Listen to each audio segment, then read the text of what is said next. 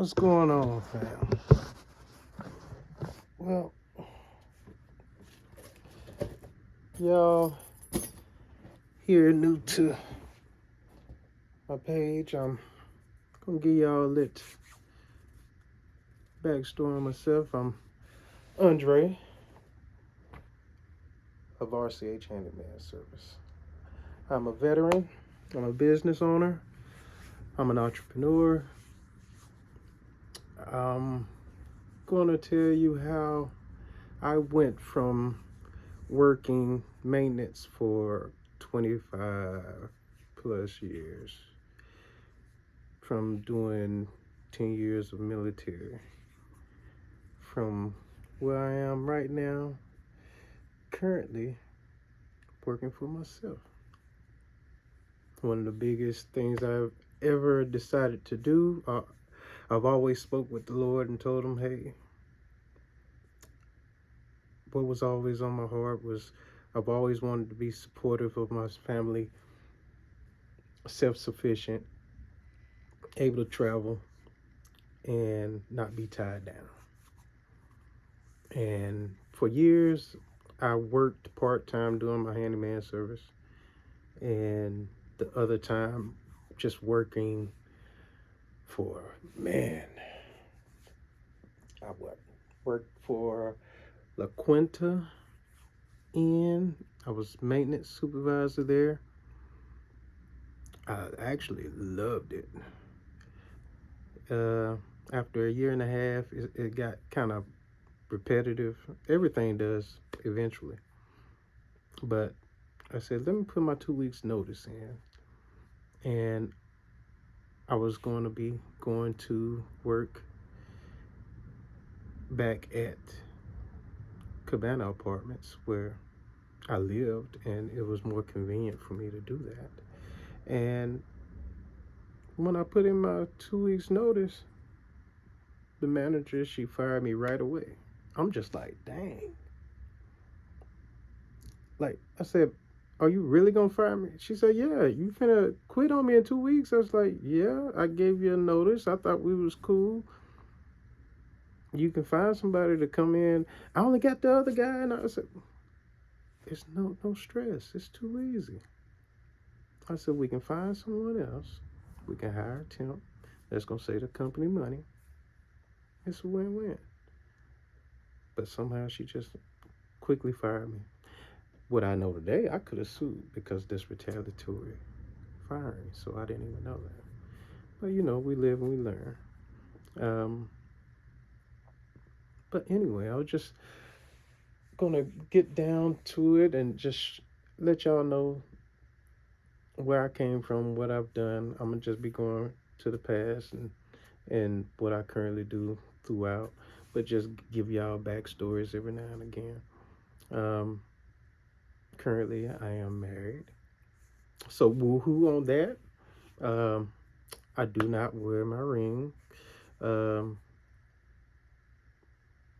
I do a lot of maintenance, handyman stuff, so I'm always sticking my hand inside, cleaning blowers and dryers. Everything is all the power, but you never know. Uh, Crazier things have happened, you know, falling from ladders, just falling down, and I'm grabbing, hanging from there, and having on a ring right there. And I've seen people just lose their fingers. Just that's the only thing they got caught. Everything else was cleared, but they pulling back a nub because they had a ring finger, they had a bracelet or something on. I don't wear none of that stuff at all. You know, my wife, she's currently up in New York, taking care of her family up there. Man, this cold season has made a lot of folks sick. Ooh, the flu is something serious. Um, I'm currently here working, doing my handyman service. I have an online service that I get calls from different maintenance companies, NFD, Penn Brothers, what else? Man,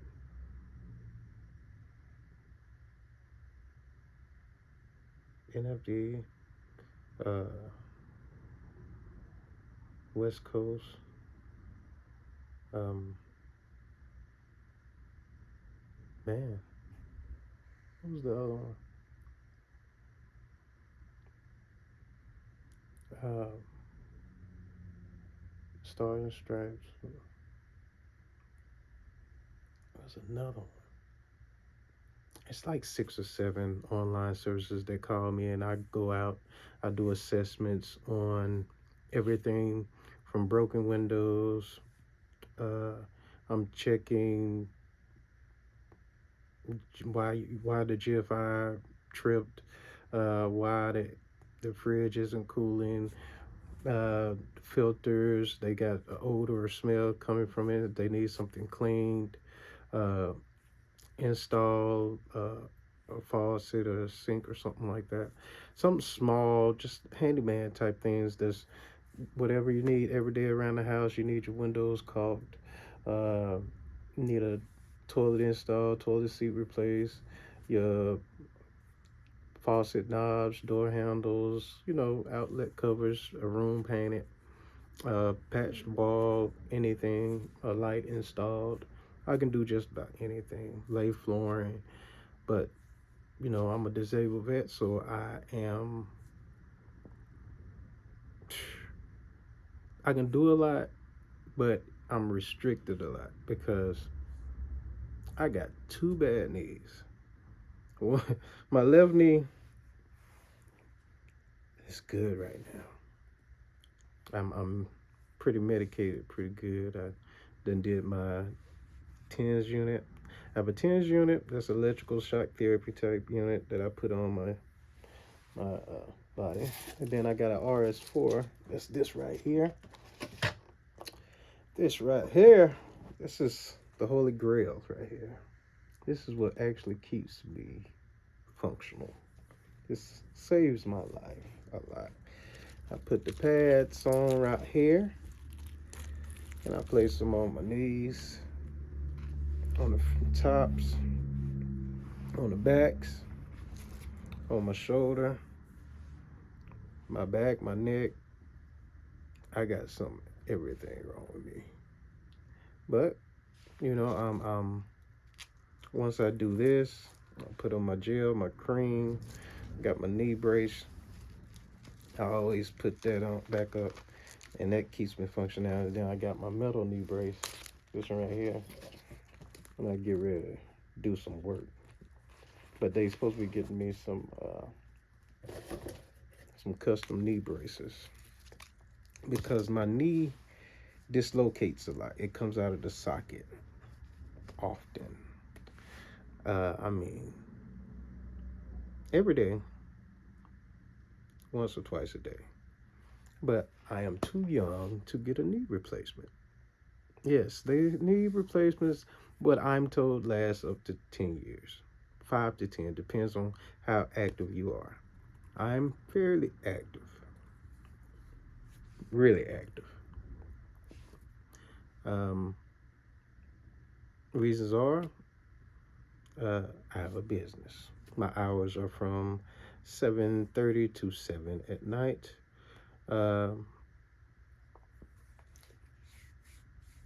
I got 1, 2, 3 apartment complexes. I paint and do tub resurfacing for, but they got other contractors as well. So when they have a rush job or a last minute, they call me because they know I'm not a big conglomerate, but I do very, very exemplary work. So I go over there, I patch their walls, I paint, install filters, I do their make ready list punches and stuff like that for the maintenance guys if they're overly bogged down with too much going on work orders or if they're short-handed. So they call me, or I go out there and do those things for them. I was a maintenance supervisor at Fern Park, but that workload, that's That complex has about 324 apartments. One side is 200 apartments, 210 apartments, about gas side.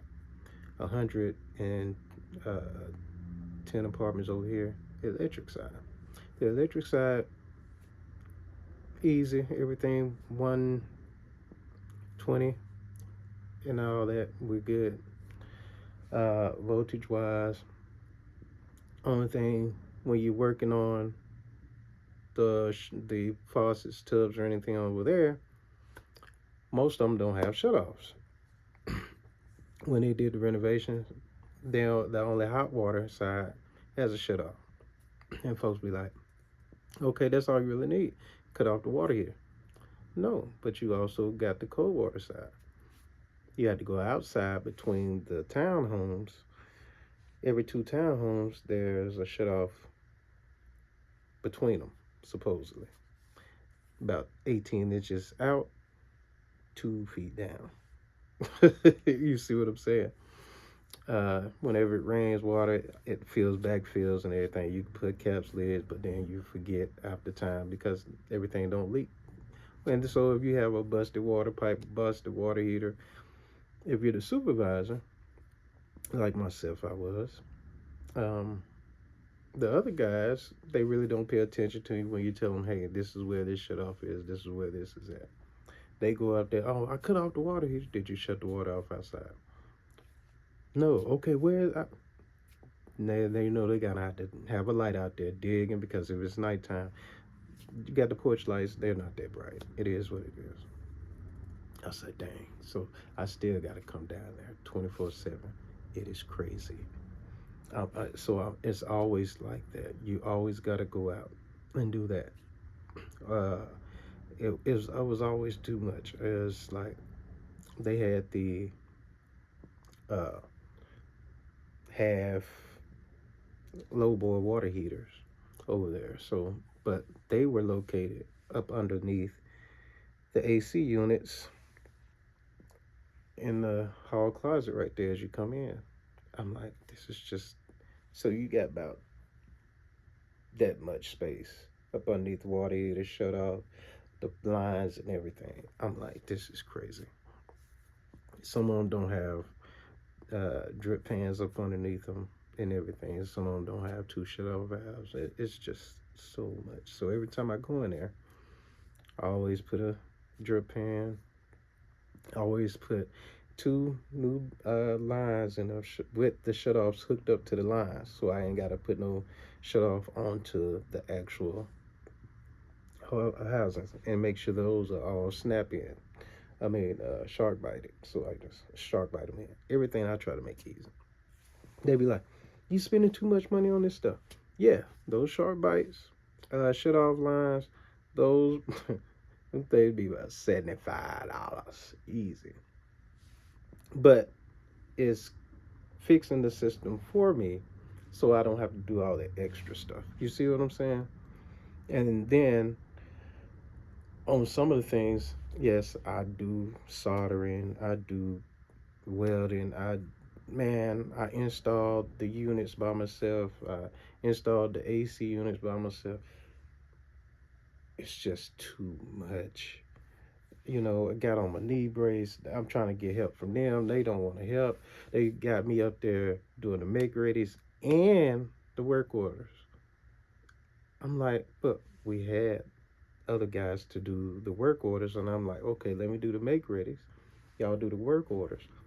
And then if there's a certain amount after 12 o'clock, we can jump on them all together.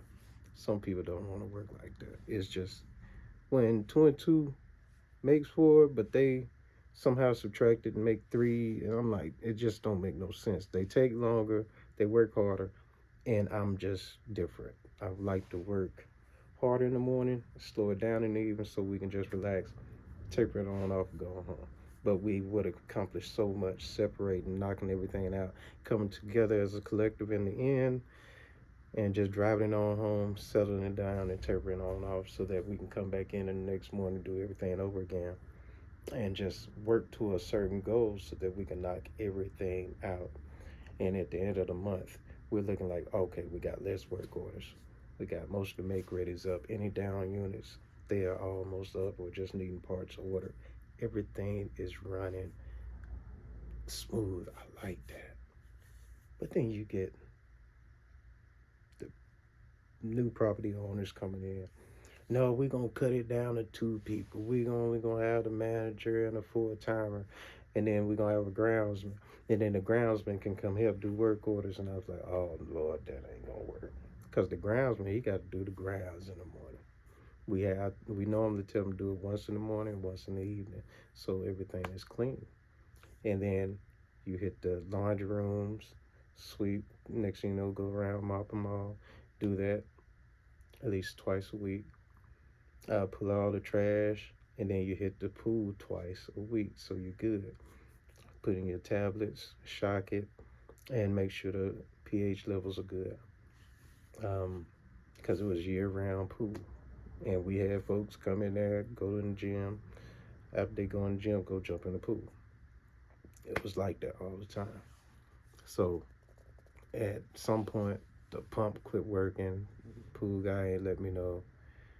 Water going green. So every other day we in there cleaning it, rinsing it out, flushing the system, putting more chemicals in it so that it'll be clean for food. It was 3 times more work. It was stressful, and then somehow it was always a crack, and it kept leaking, slowly leaking.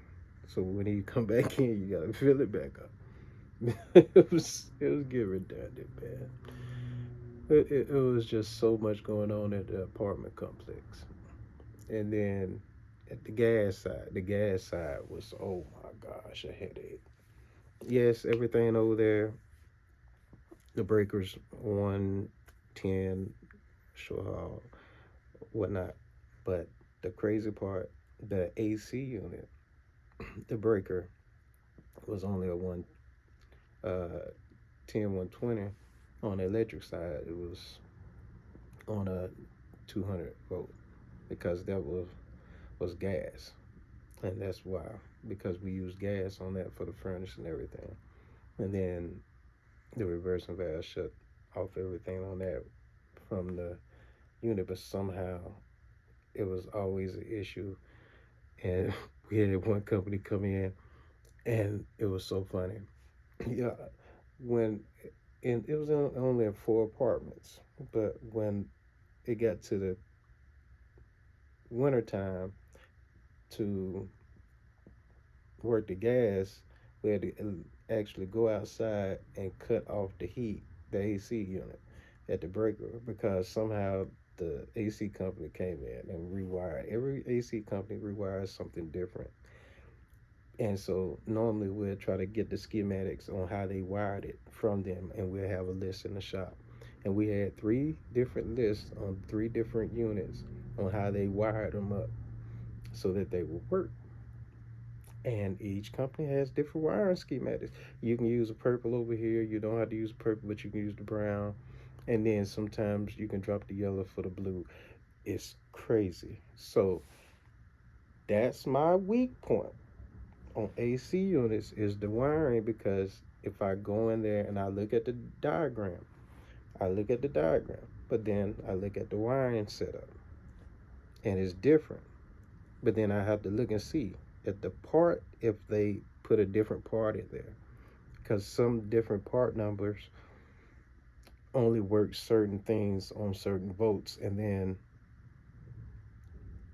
on some of the run caps and transformers, if you want to run a certain voltage fan cycle or cylinder for the fan motor, it'll be have yellow and green for phase one uh, fan motor use, so it's just going using one, and then you got the other one, and it just use 1, 2, and the different phases of the motor speeds on there. So it was, if you gonna do AC unit, make sure you learn and be knowledgeable on all your electrical, uh, the refrigerants, the coolants, and stuff like that. I'm still HVAC certified, and I am glad. This is a blessing on that. I was pest control certified. I let that lapse. That'll be something good also. I've been licensed on just about everything. When I was in the military, I was a tanker, armored crewman for 3 years, loading up M1A1s, A2s. Man, that's just too much. That's also the reason for my size is holding up big old 75 round Hebo and Sabo rounds, loading them up. They handed them down to me. I was short enough just to sit in the turret, and then they hand them down to me, and I just go doom, lock it, and it's a lit pin. You hit down, the door raises, you push it on there, close it back up. Make sure you push it all in there, lock in place, and they'll go in uh, the tip first, cause you, and then the back end will lock on in and settle down. So when you hit it on down, round come out in your hand. You got the arm on the tank right there. You lift that up. The tank commander here clear everything out, make sure everything good. You load it on up, put your arm. You load on up, everything pops up. You load, push your arm back down. You sit back, make sure you got your clap pack. Round shoots off. Doom. He clears that out. You get your other one, come on down, pops that out. You pop it back out. Throw another round and up there. Put your arm back down, and everything is like 2 to 3 seconds, and that's how you do it. And you see that Daddy still got it, but I got shoulder pain over here, and I mean it gets to a point. It just my whole area right here is just throbbing and hurting, and I don't know if it's pinched nerves or anything like that, but it radiates down to my hands and fingers and comes on up here. I get a headache and everything, and I got 2 slip discs in my neck. They used to sit the rounds over my head when I'm loading just for the next round. And so then I just tip my head back and it'll drop down, put up another load. And man, it was just like that. When you young, you're dumb. You do stupid stuff when you're young. But you know, after a while, that pays a toll on you when you get older. You can just feel everything you used to do when you're younger, from your knees, your back, your arms, that knuckle right there. As you can see, it's different. I don't know where or when that happened, but I've been in so much pain. It's been years. I don't know. I think it happened when a round had dropped and I tried to catch it as it was falling. And you inside a tank, everything is metal. So when it fell and it hit the edge right there and I caught it like that, I think that's when it pulled out. Because that's what it felt like. But I was still in, all that adrenaline and everything. You just, shoot, just keep it moving, you know? And after a while, all I did just ice it. And I was out in the field and just forget about it. But nowadays, it's just, it makes you think. Um,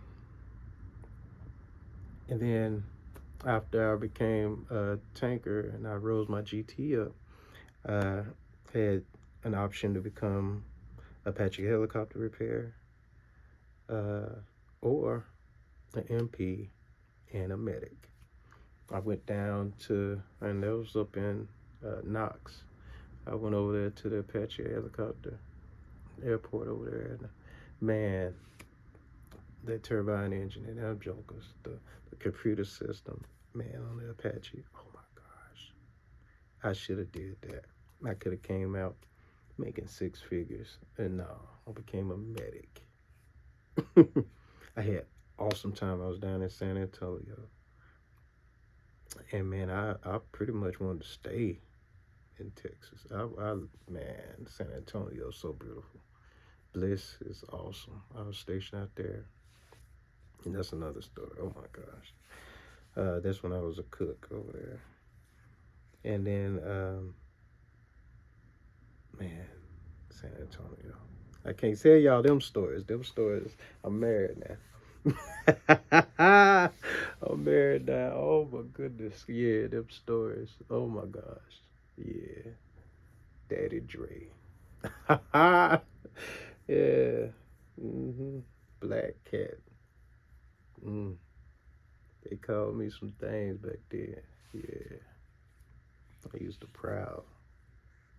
Mm. And then my mid back. So I gotta use this right here. This is another RS4 machine. This is a back uh, RS4 massager. This thing does for them good temps for pain and for muscle therapy, and then it'll do 25 minutes of both on and off. But those first few minutes is just for the pain, and it goes, that therapy goes about, it's about 3 inches deep, and I mean it's a deep, soothing, shocking therapy. And that pain therapy helps so much on my knees. Oh my gosh. This knee right here is in overdrive. It's a little bit bigger than my left knee because I'm doing more. I'm leaning on it more, and everything. This one, tough, strong, but still, I need a knee replacement. They know it. This one, I need a knee replacement, but I'm not even worried about getting one because this one's still holding on tough. They got me doing my therapy to strengthen up my muscles around my bones and everything, so that I can use my muscles when I walk instead of, the muscles gonna strengthen up around the ligaments and everything.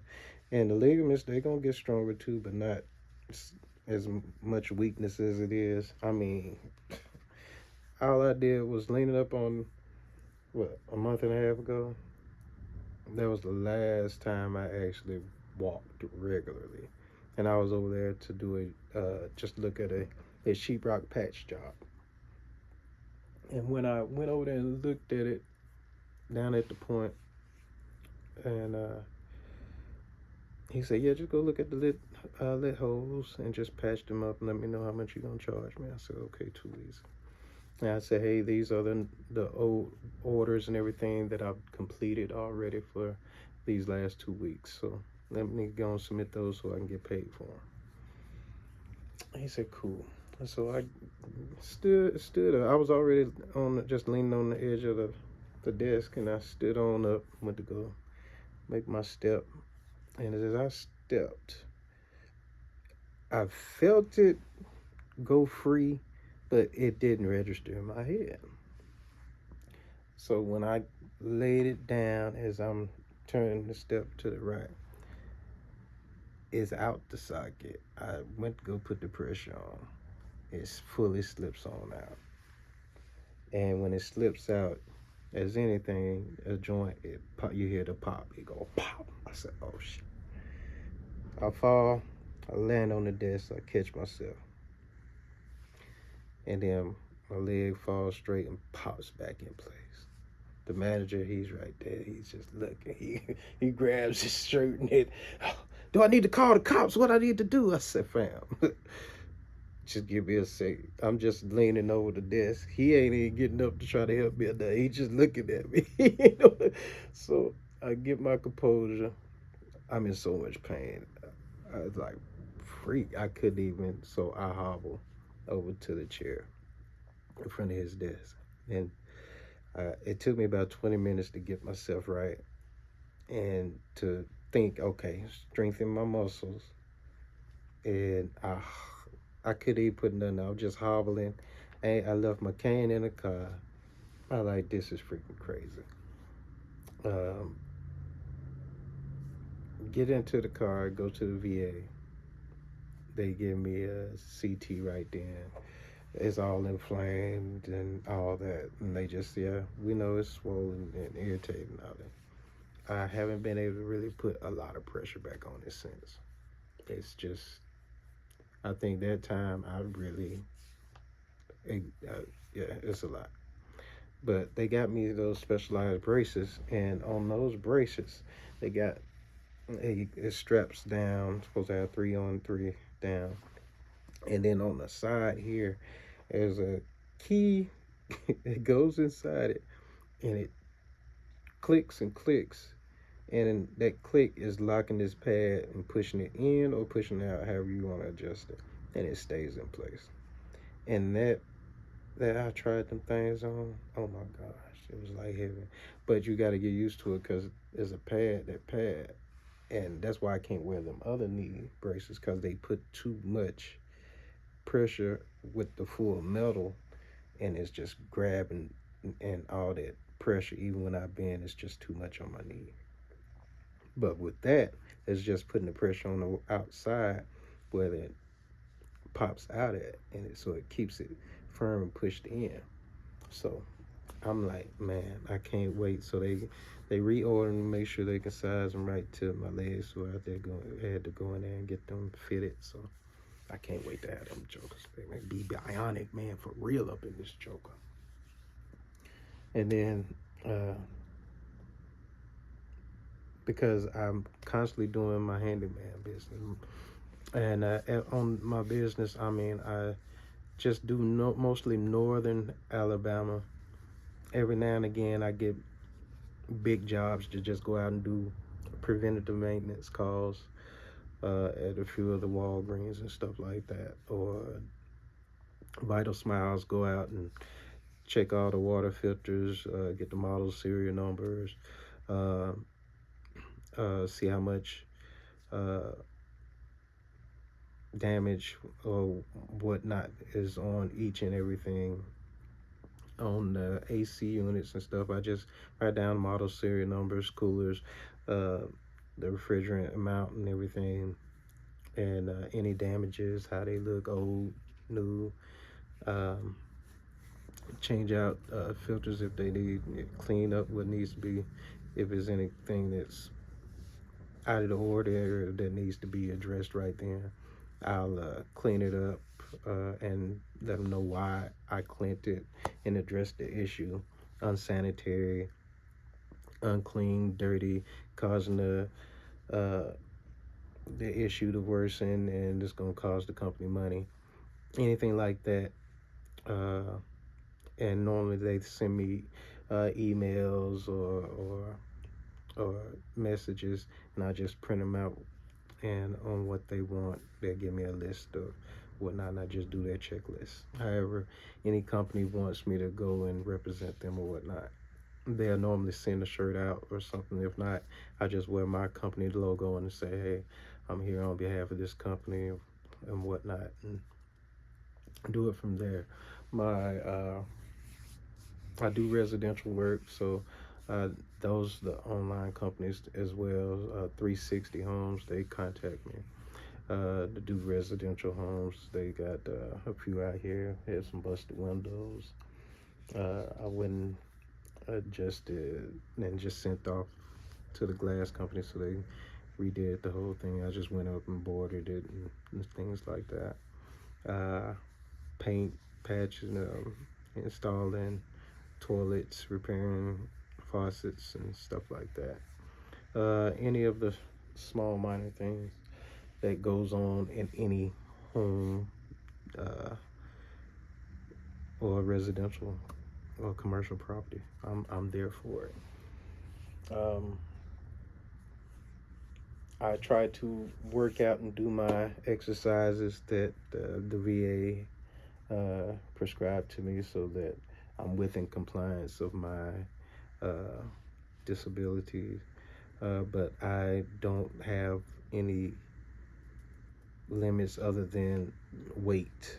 limits. I don't want to push the boundary on that because of my leg and my arm.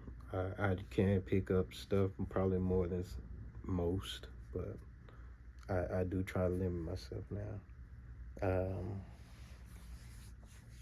I don't try to take my medicine. I really don't. The pills and drugs and stuff like that ran rampant through my family, so I don't do that because of that. And also, I have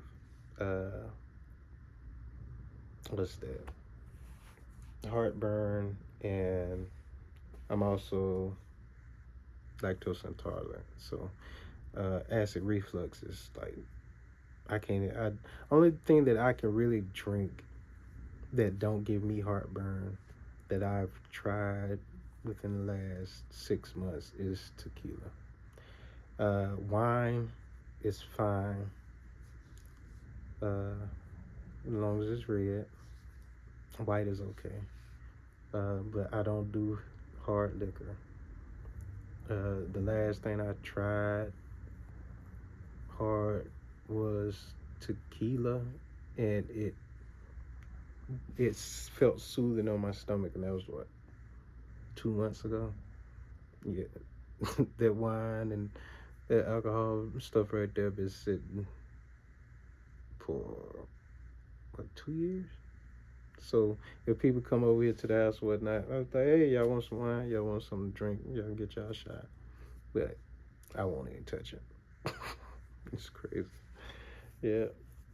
But I will eat up something though. Brother.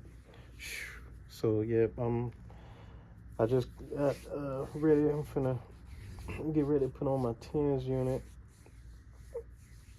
for my shoulder and neck area.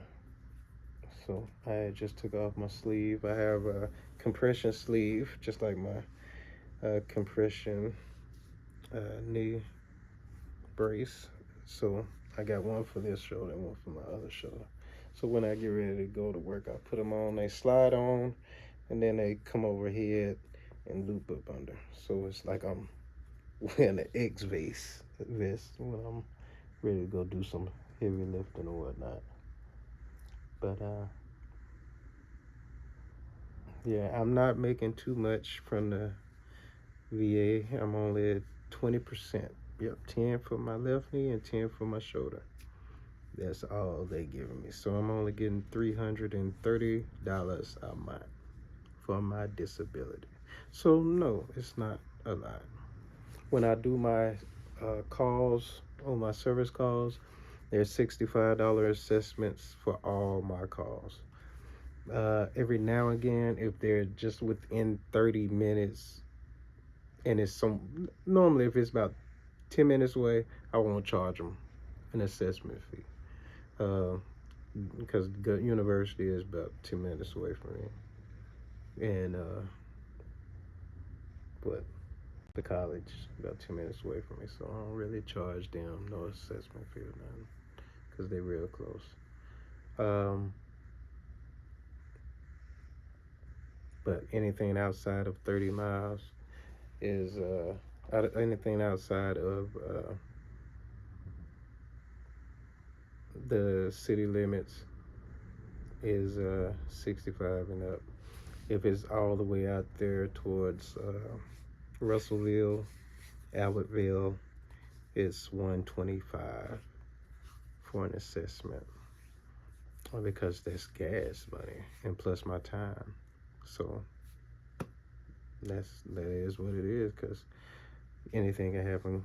Flat tire, nail in tire, you gotta patch those, oil changes and everything, plus any accidents, you gotta cover yourself. So if you're going out there for a service call or anything, always make sure that they pay you for your time. That's my suggestion to any and everybody, because to me, ain't nothing in life for free. And if they calling you for some work, go out there and do it to the best of your ability. Because from what I've noticed for my business, I've went from 3 management maintenance management companies to 7 total, and I've come to find out I'm top notch. I'm pretty damn good. To toot my horn, I am. I'm a jack of all trades, a master of few. Of a few, I am a master. I mean, I can go in there and I can do a popcorn ceiling in no time. I scrape it for you. That's gonna do more prep and everything. I did about the size of this garage. Uh, what was it? 1,200. I scraped the ceiling, popcorn ceiling in the garage. It was about 1,200. It was a 1 car garage. I had to prep everything, spray the ceiling. I pre-soak my ceilings. That's how you're supposed to do it, all right? Pre-soak your ceiling with some warm water. Go back and forth. Let it sit for about 10 minutes. Come back with a 12-inch scraper. Go around the edges first. As you go around the edges, then you work in. And I just go straight on down.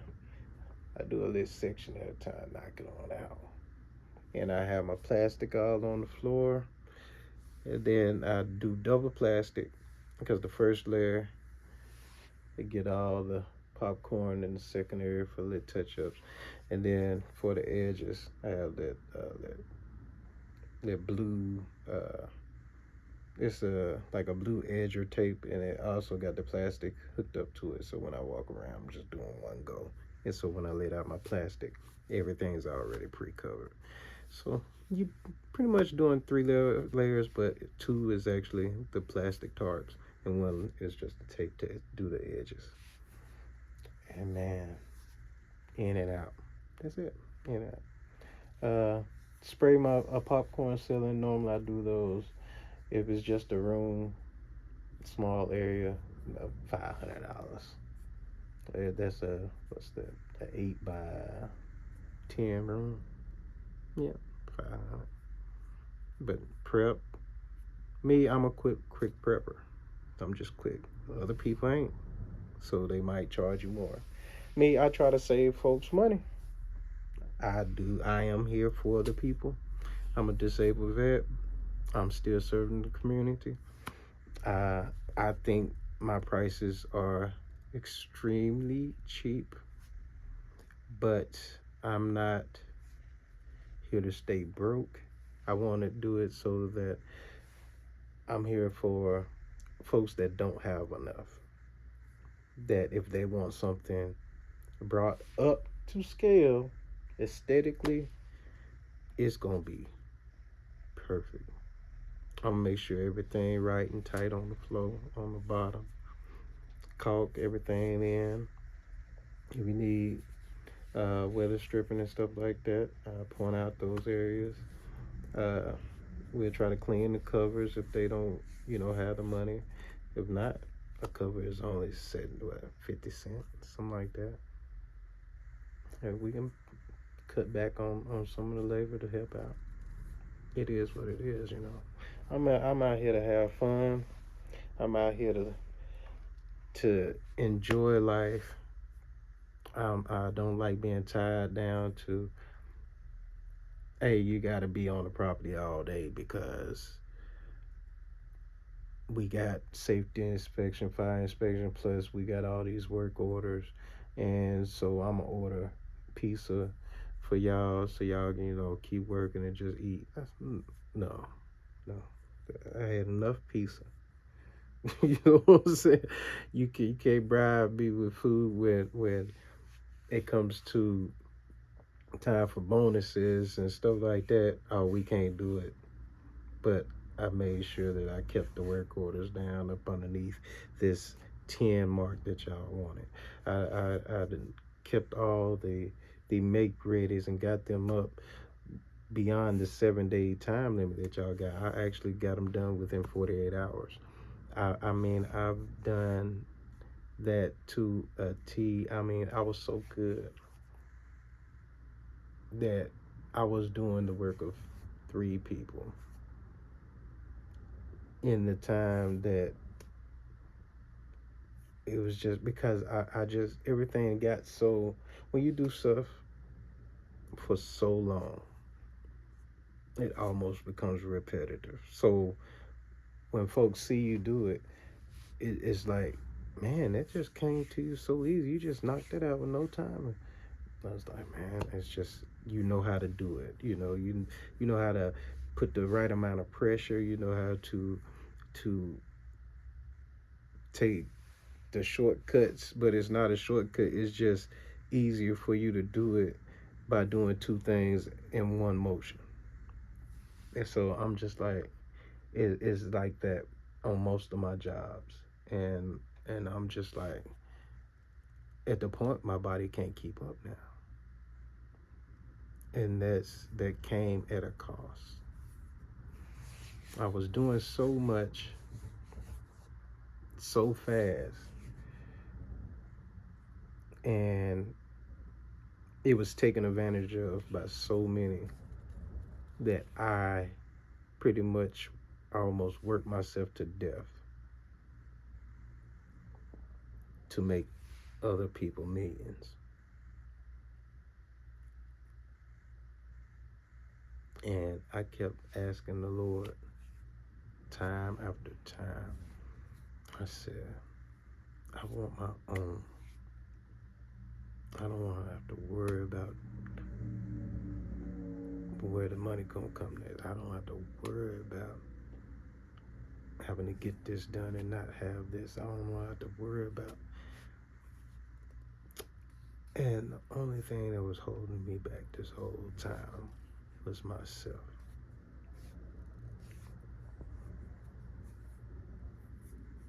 I came out, I said, let me go get this paperwork, see how much it's gonna do the cost to start this business. 200, do the paperwork. 500 for insurance. Just to get started. I said, that's it. Then you pay the rest of your insurance every quarterly. And I'm like, oh my gosh. I need this insurance for that. Okay. I need this insurance for that. Okay. That's it? Yeah. Now what you gotta do? Network. Okay. Get you a web company to design your web, and okay, I did that. Then I had somebody else make me another one. Then I did one for myself on this. Things coming in, folks calling. Oh, that person ain't this because somebody referred you. You're not licensed insured. Oh, yes I am. Yes I am. Hey, okay, come on over here. Okay, come on over here. Man. But make sure you know what you're doing to a T. Anything that you say you know how to do, make sure if you say you know how to do it, still you're gonna have to follow up on some things, because over time things have changed, things have gotten better, or things have gotten so much older that they discontinue using some things. So you got to get out here and look, re-educate yourself, because everything is changing. I mean, it's just, man. I went to a newer subdivision. It was like 10 years old. And the guy's house I went to, he wanted me to look at the flooring and everything. I said, okay. I said, I can come do an assessment. He said, man, I got my disability. I said, okay. $50 assessment. I come over there, look at the flooring. It's some old snap-in flooring or whatnot. And I looked at it. He said, you got a flooring guy? I said, yeah, I got a flooring guy, because I'm not getting on the floor no more. My knees, my back, everything. I'm doing too much. So I called my flooring guy over there. He came over there, checked them all out. He said, I can take care of you, $250. Really? I said, yeah. He said, demolition, $200, so $500. He said, there you go. He saved you some money. Do your thing. And then he said, hey, walk with me. So I'm walking with him through the rest of the house. He said, you ain't notice it? I said, notice what? He said, I just want you to walk with me down the hall so you can notice it.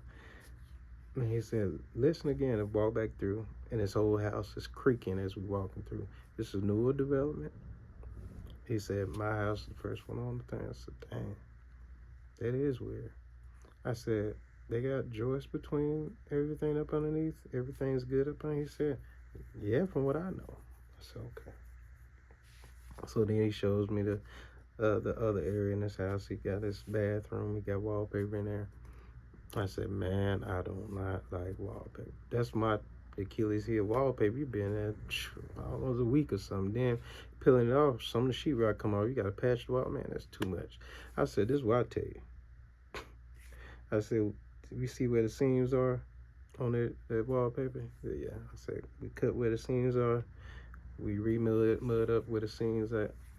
Sand it, smooth it on out. We paint it the rest of the way all the way around. Just paint over it? I said, yeah. That's what I want. Yeah.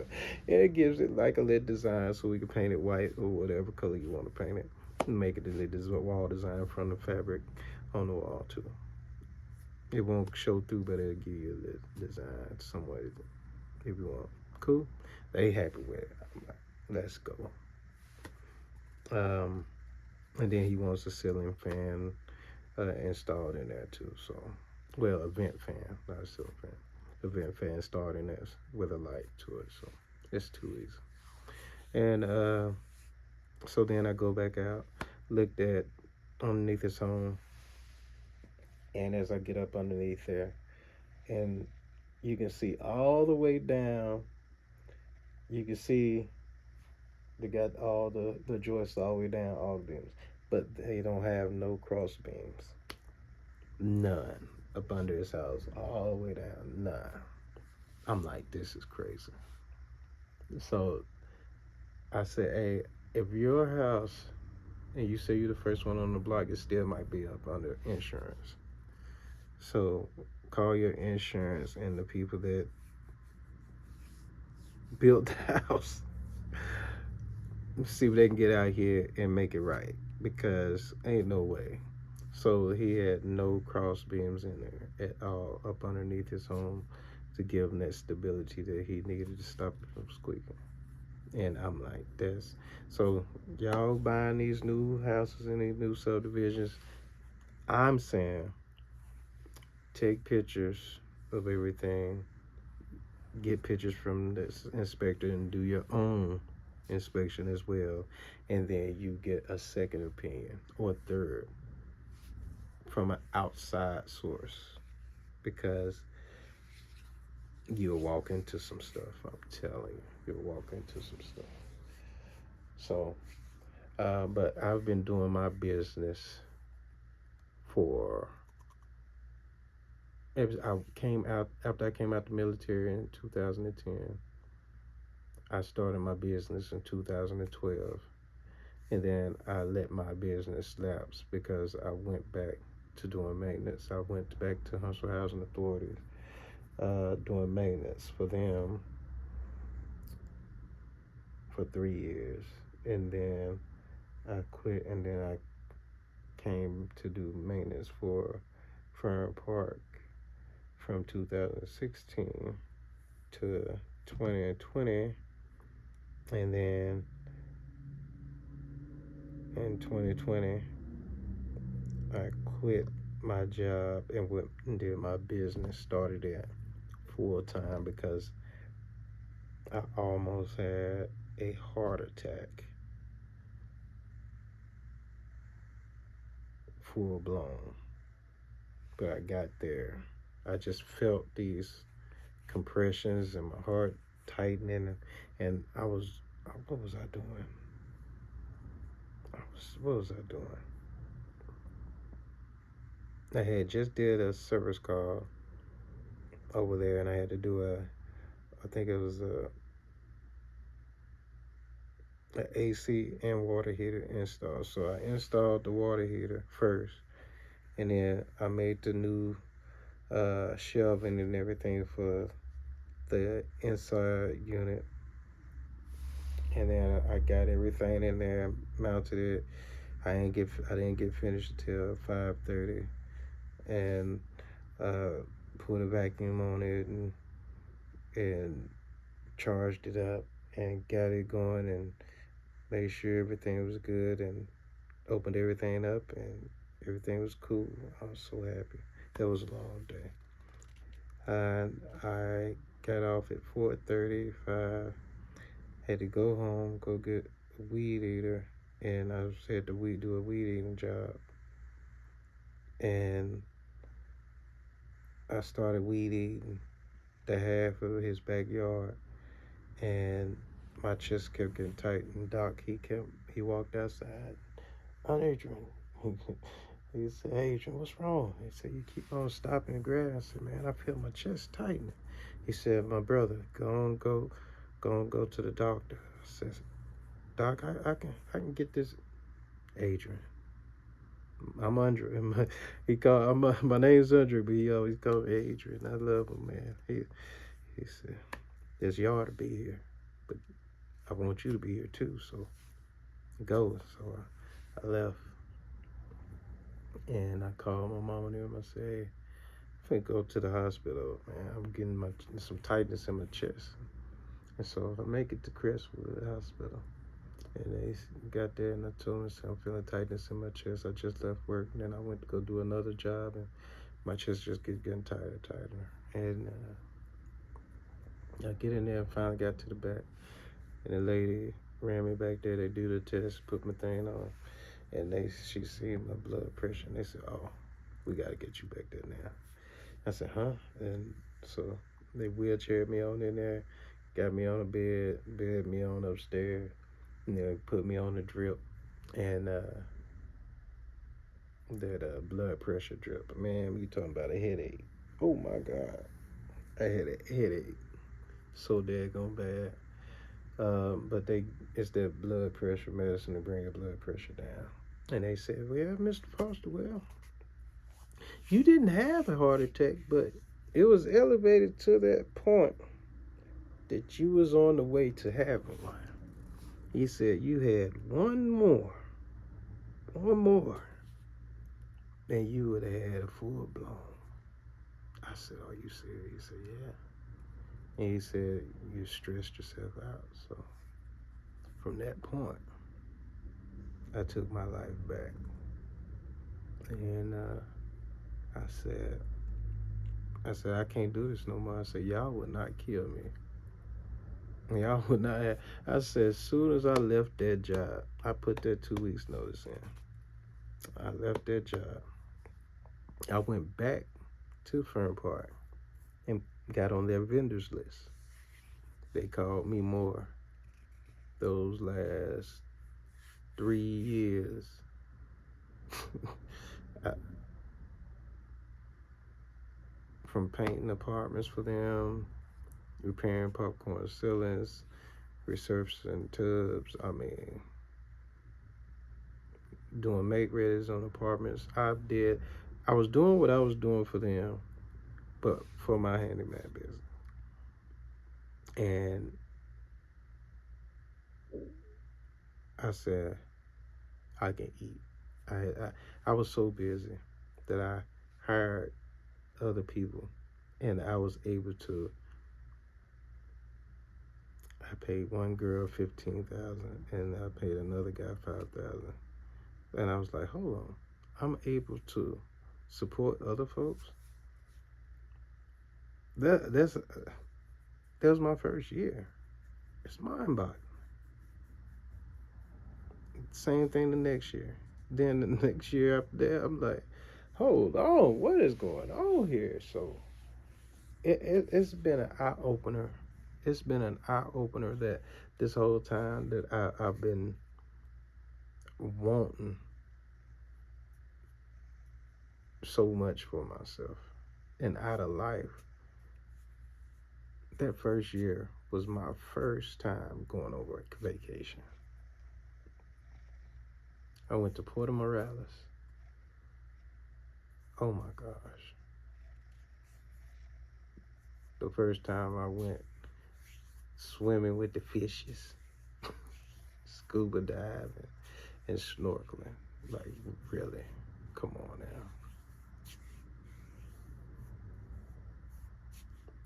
Riding on yachts, man. Just out on the ocean, man. The bluest waters, the prettiest nights, man.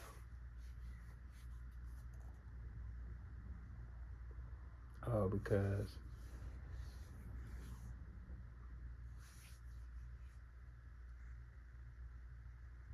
I believed in myself and trusted God and put in the work. That's it. You put in the work, you believe in yourself. Watch out for them people that's going to try to use you. There's a lot of them out here.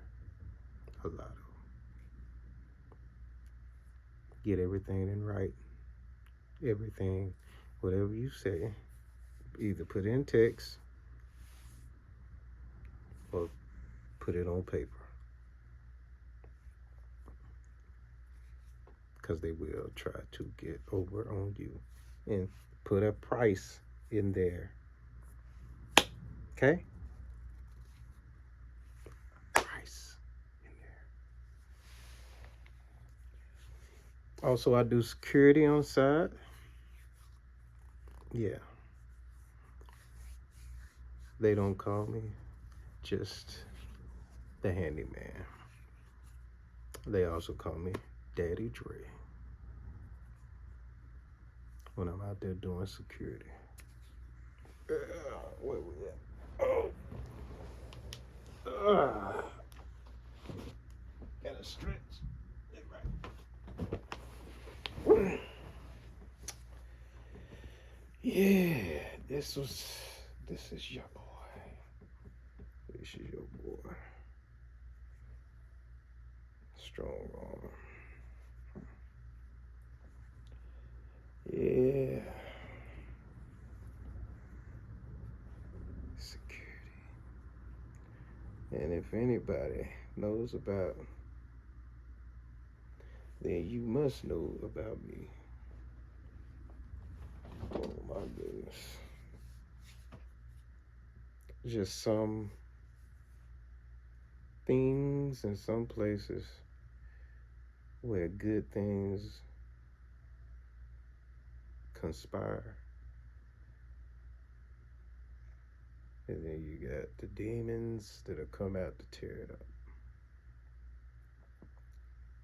From the jump, I told the young men there, I said,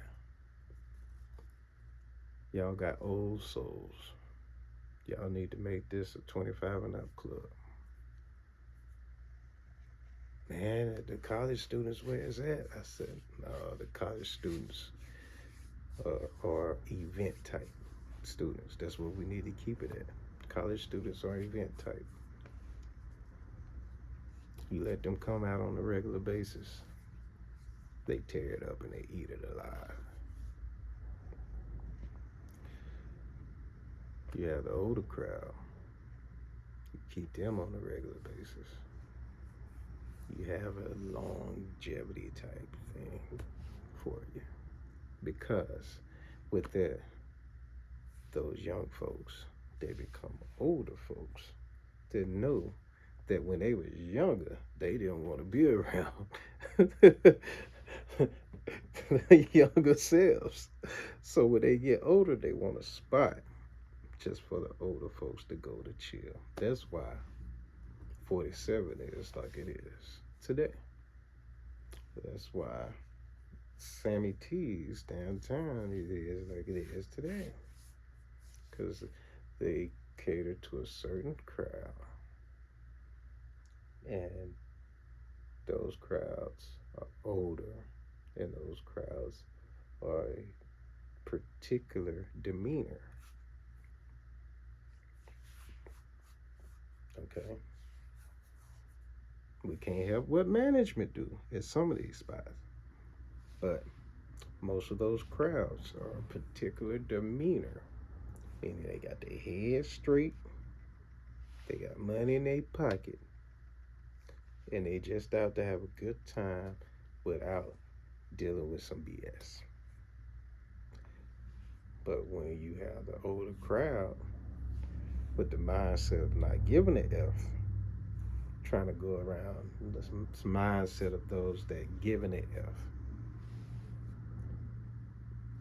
you have different types of clashes, and it causes inopportune situations to occur. So you need somebody that's been there on both sides to intervene and mediate. Because if you have younger security trying to tell the younger crowd what to do, and then you got some older heads that don't have the mindset or the patience to deal with the younger crowd, you come into a bad thing. So, but when you're an older guy like myself, with the mindset of the younger ones, but still with the same laid back chillness of the older ones that been here, and I'm still trying to be like, hey, I'm here with the younger crowd to let them know, like, look, keep yourself pulled in, youngins. So when they come up, I help them by hitting them with a greeting. What's up, fam? When you go to most of these clubs, ID, card, pat down, or ID, walk through. I, you know what I'm saying? It is what it is. I break the monotony. I get them up in there. Each person is individual with me. So each person, I hit them with something different. It depends on your energy. That's how I work. So that's why when I step into the club, it's a different thing. So normally it is, hey fam, how y'all doing tonight? We doing double pat downs, locking it into your head so you hear what I'm saying. Thank y'all for coming out. We do double pat downs. Let me see your ID. Here, you're gonna have signs. If you're not at this age and you're handing me your ID, and we know that you're not this age, and we know you're not that person, you're gonna be banned. Okay, even if you become of age the next month or the next day, because you get them youngers come in and they be trying to do that stuff. So I hit them off the back. You hand me something, and I know it's not fake. I know it's fake, and it's not you. You're banned for 6 months.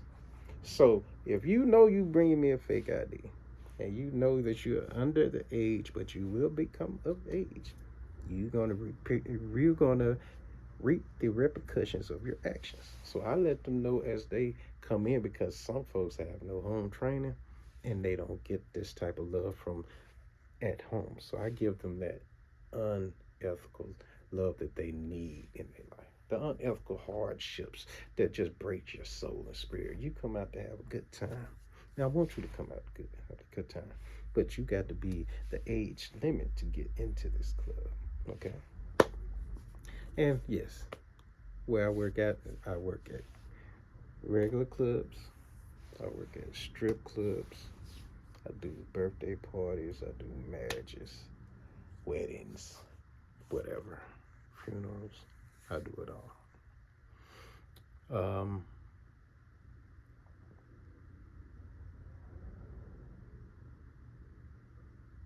My work hours are normally 7 to 7. Well, 7:30 in the morning to 7 at night. I think I'll move it from 7:30 in the morning to 6, because they have more and more things coming up for these next few endeavors. I am also about to enter into a venue with a mobile truck. I do remodeling of party buses and stuff like that. I've remodeled G&G Mobile Cigar Lounge. They will come out, set up a venue at your place, a venue. and he has cigars to the quantity of people that you prescribe per each event. Um, you have to contact them for their prices and everything. On theirs, they can bring out just the cigar lounge, and that's the bus itself. Then they got 1, 2 floor plans, and then they have another enclosed tent on the side. Uh, we got different things coming up. They are, man, it's beautiful. Myself, I have a truck. It's gonna be a ice cream slash hot beverage truck. Um, and it's gonna be coming out here soon, and I'll let y'all know as soon as it gets here. Um, and that's with a plan that I got with a few of my residents. I have one lady, she's over in Africa, and she's building a compound out there, uh, multiple homes and everything is beautiful. And as she's gone over there, I'm going to be doing their maintenance on their homes. They got like 2 or 3 homes here they're leaving, and I'm going to be doing the maintenance on them. Property management company is going to be doing the property management on renting them out for them. And whatever issues come about, I go over, paint, repair, install, whatever they need to keep the property up and going. I'm going to be hiring for those areas as well. So it's been a blessing. Things are coming. Got a couple of security gigs coming up. We do white parties at certain venues. We're doing a lot of them out here for RCV. And I mean, when you bring that type of, man, I should just say excellence, that type of excellence and beauty to every venue that you come up with and come to, it just, man, it creates more, and it creates a following. Y'all need to check them out. RCV, man, it is something spectacular. So I do security for them at their venues, and we're just trying to make it out here. We also are looking for more security personnel as well. So this is my life out here at RCH Handyman Service. I'm gonna continue to service the community. I'm gonna continue to service the people throughout as I go, training up these new security guards out here. I tell them, hey, go out and become cops and come back and still do security on these jobs, because it's extra income, more benefits, and they need good, competent law enforcers out there. And hey, if I can train a few to see the ins and outs of how the street aspect of it, it goes hand in hand. It goes hand in hand. As many shootouts as I've been at 3208, the police know my face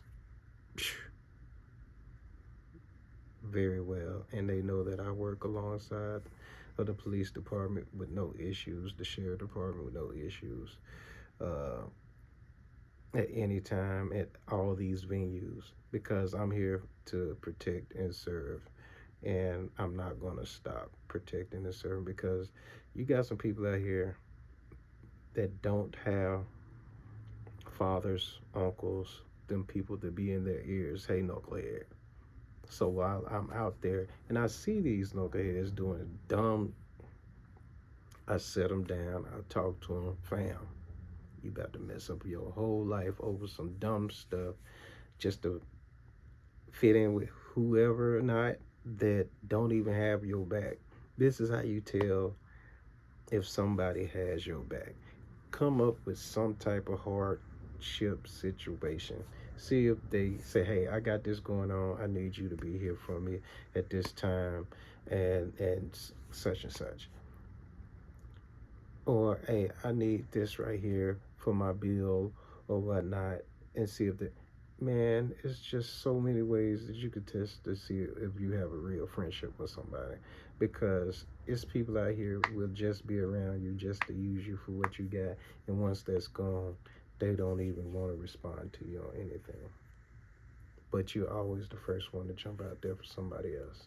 Do not lose what you have over someone else, okay? Make sure that you're doing this for you and your family, and everything that you have, you're investing in it for a return. Everything is going to be a return in good faith, a return in an investment down the line, a return on just having the good vibes of knowing that you got a clear mind, and of knowing somebody's in the right place and in their right heart there for you. That's all, really. If you can have one friend that's always there for you, that's always got your back, and that's when you don't even have enough or a lot, and they're still there, man, you got to understand some people like that, you know, man, they're hard to come by. But that don't mean that you should always just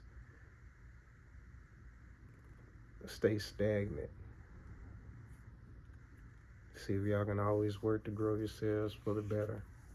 But some people don't want to grow, okay? So you got to also understand that.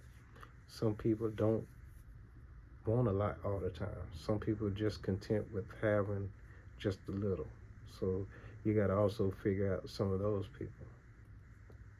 Because you can have some of those people that'll be in your life and that will literally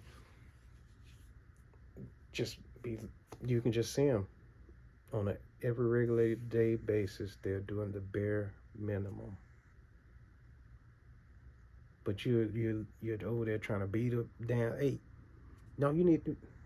They're content with being there, and maybe they're wise up, but maybe that's their way. You don't know what they're doing behind closed doors. They might be out here doing something that's beneficial to them. Some people aren't hard laborers. Some people aren't computer literate as we would want them to be.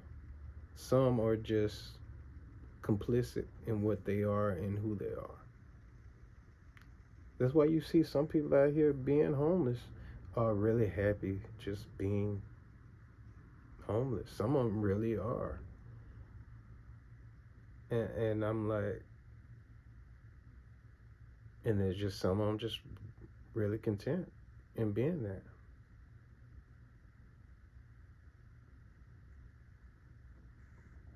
Used to talk to this one guy, I ain't seen him in a while. He always had a basket, and he always go to the gas station over there by Norfolk, have his basket. And I see him, I give him a few dollars every now and then. And he said, "Man, Dre, I don't need this money, man." I said, "Man, get you something. Man, I appreciate it, but I don't need it." I'm just like, yeah, I asked him, "Why you don't need it?" He said, "Man, I can go right over there to the mission. I can eat there around 11, 12 o'clock. Then I can go over here and I can eat there around 3. And then over there, they get ready to close, so they'll normally come out and they'll be like, hey, you want something hot? I can get something hot. Hey, I got my routines, man. We all do out here in these streets." And I said, everybody got a routine. Everybody got a routine. And I was like, dang. So when you really see somebody down, somebody else has a good heart, and they normally see them, and they'll normally be like, hey. So there's always an angel out watching out for those that are less fortunate. But sometimes some of them just don't get picked up at the right time. Hmm. Something else makes you think. But yeah, well, I just wanted to give y'all a little heads up and show y'all some of my little routines I'm be into on a regular basis and how I get around and what I make on a regular basis and shoot, hopefully y'all can learn some things and I can learn some things from y'all. We can just go and grow together. All right. And